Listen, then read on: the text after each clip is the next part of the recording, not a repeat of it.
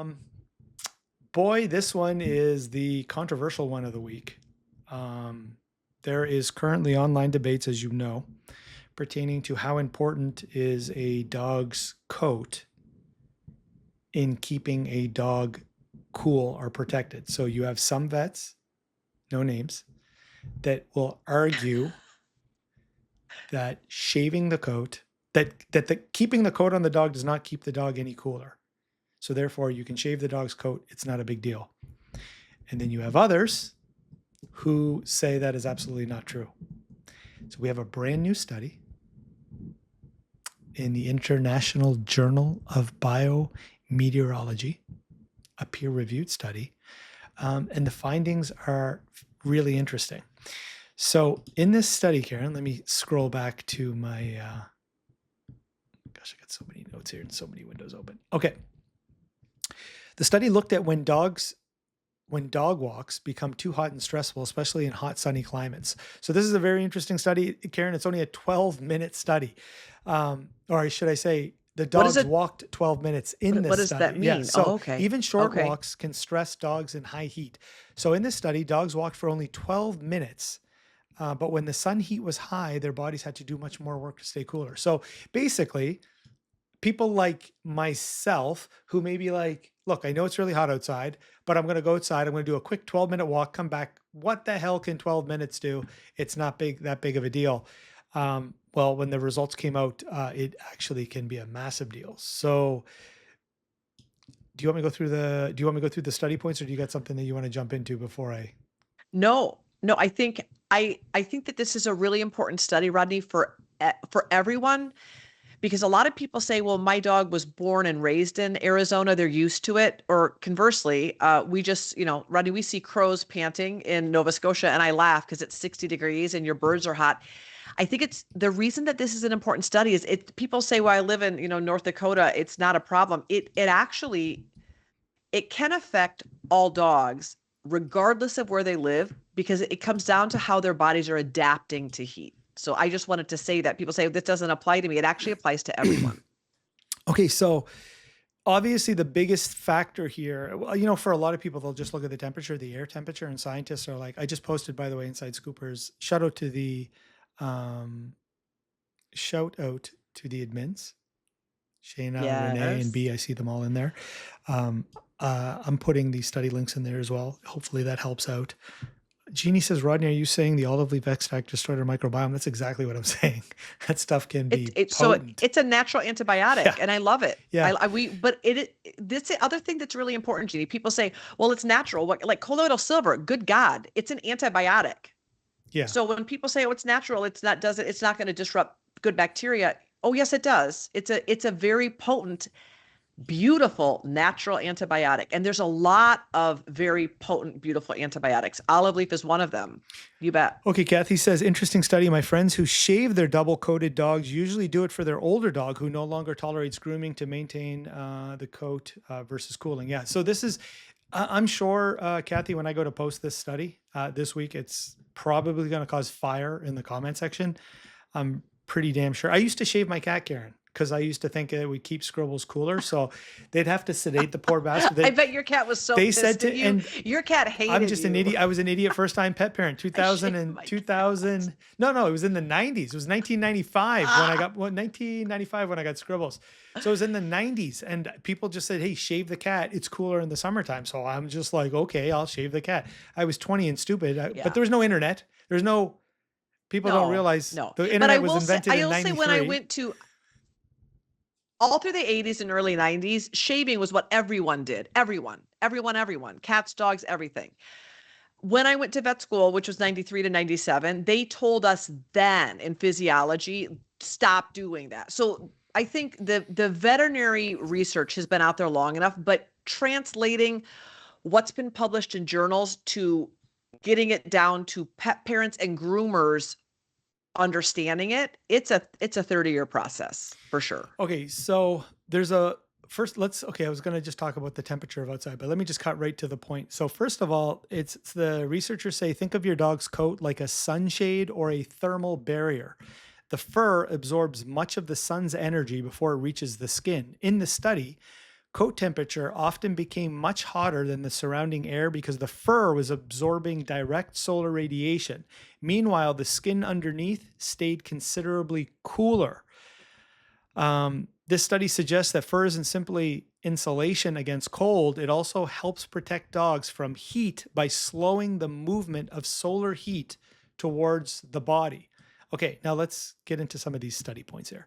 So the first thing was people always judge the temperature outside. Obviously, those that are smart know that it's not about the temperature in the air, but more the temperature of the pavement. So the strongest correlation was the paw pad temperature and the ground temperature. And what was surprising is mainly, as I mentioned, owners focus on air temperature, but the pavement may be one of the most important factors affecting heat load during walks. So you should be. I was watching the heat wave in New York.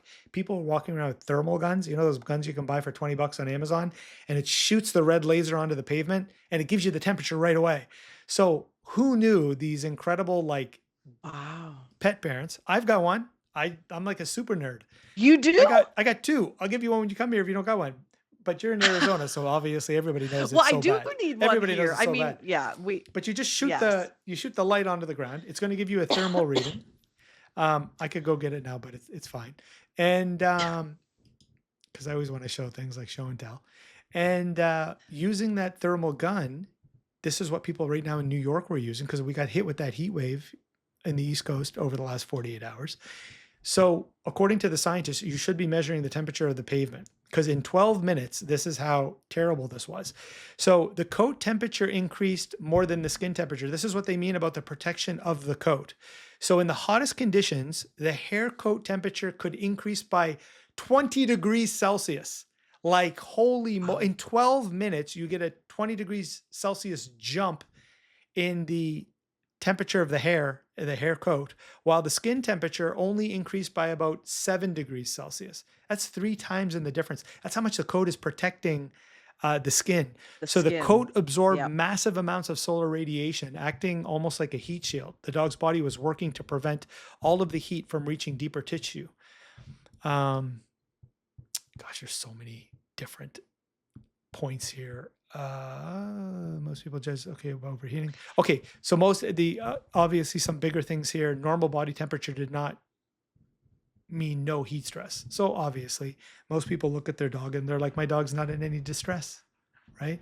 I don't see I any think that that's the problems. biggest thing. That's what I saw last night, Rodney. 250 dogs at the park at 105 degrees, and the dogs were panting excessively. So, inside scoopers, one of the things, and Rodney, it probably says it in the study, I don't know, but one of the things you have to recognize is that the hotter the temperature, our dogs' bodies are amazing, and they will compensate by quadrupling their respiration rate. So they will pant at an incredibly high level to maintain their body's core temperature from overheating. So people don't realize, oh yeah, my dog's panting, a little bit versus a lot. People are unable to assess that. And most importantly, the dehydration that the dogs can incur from panting at that high level is pretty profound. The amount of water they have to ingest in order to rehydrate themselves is shockingly high. So I got a stat for you. As you said, I had no idea that panting meant like dehydration. So after cooler walks, dogs drink as little as 10 mils. After hotter walks, like this 12-minute walk, they drink up to 215 mils. So almost 20 times more water they needed.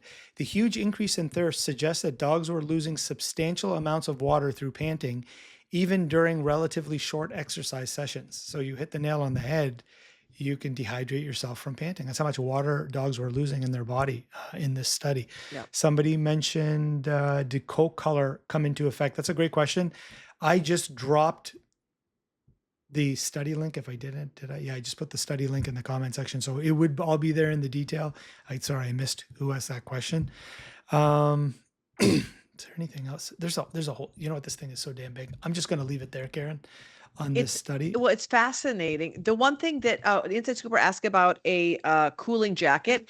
And then another Inside Scooper asked about shaving because hair is matted. Listen, Homer is out on grooming. He doesn't want to ever be groomed again. I have thought about just shave because he's also like, He's a Glenaville Mall Terrier. He's got this really thick, wiry double coat, and he will not let anyone brush him. I have thought about just shaving him down, but I don't want to do that because I live in Arizona. If I did shave an older dog because of matting, a cooling vest is a brilliant idea. And I think that's almost mandatory. If you live in a hotter area, if you do shave, I believe the most humane option is to use a vest that you put in the freezer. And then when you go out, you're able to put the vest on their skin, which basically acts as a thermoregulator to allow you to be able to take walks and have your dog who's missing the protective level of that buffering effect of the hair being able to moderate skin temperature. The cooling vest will do that in place of the hair. So I think cooling vests are a brilliant strategy for animals that are either prone to overheating or brachycephalic breeds. If you have a dog that can't breathe well anyway, cooling vests are really a beautiful gift. Renee asked about covering the feet. Renee, I don't know any studies that have been done, but I totally believe that you're onto something. If you're putting boots on your dog to avoid the glyphosate, could that in turn prevent your dog from being able to expel heat? I'm going to vote yes, because dogs use their paws to help cool off. That's also a way that if you've been out on a hot walk, you just getting your dog to walk through a little bit of shallow water is a great way to help cool them down. It's a really good strategy to use. It also helps you rinse all the glyphosate and contaminants off of their paws after you've been out and about in a public environment. So I'm all about even hosing down paws. It's a really good strategy, especially hot summers for sure. Okay. So here's the good news, Inside Scoopers. Sometimes when you're lucky, the full PDFs are free. So the PDF in Springer Nature for this study that I posted is free. You could just hit the that button right there that you see where it says download the PDF, and you can store that if you're a nerd like me in your study file. I got this. I've downloaded all of them and I put them in there because I'm like, one day I'm going to need all these, or when you're writing books or you're doing whatever. And it's really building up in there, Karen. Okay. I bet your your file, your study file has, you had to get extra memory. Well, they're so like some of them are like 40 pages. And so for the Inside Scoop, when you're doing like 5 studies, that's 200 pages of like content, you got to sum it. So my hope is I can inspire people with this stuff. We can inspire people to go back and read the study. And I'm sure there's so many cool snippets and surprising facts and so on and so forth when you really go into the nitty gritty of a lot of this research. If you walk your dog over 12 minutes, give them lots of water, cool them off, and don't shave them. So long, everybody.